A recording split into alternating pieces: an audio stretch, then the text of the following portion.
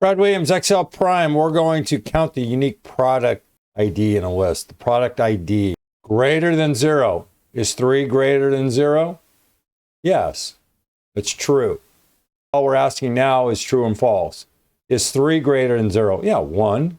Is 0 greater? No, 0. So all we're doing, we're trying to define and get true and falses. Then we're just going to sum these up and get 5. Here, our second example, we're going to use sum product.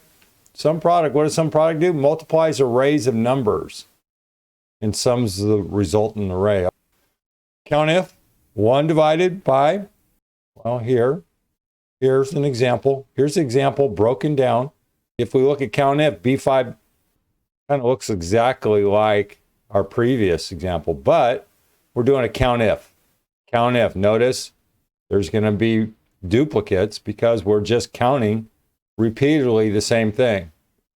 We're going to do this 1 divided by, we're not throwing anything out, we're just doing common sense division. We're just going to sum product.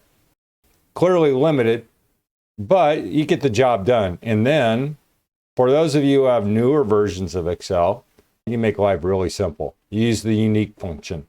Unique just returns a list of unique values in a list or a range. We're not doing anything fancy here. We're just finding unique, and then we're going to count them. That's it.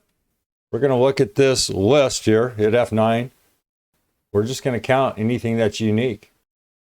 Kind of limited, as you're going to see some other tutorials in this section where unique can't be used. We're going to have to use a little creativity and put together, I don't know, probably a little bit of frequency and a little sum and maybe some rows, but more to come. Brad Williams, Excel Prime. Thanks for watching.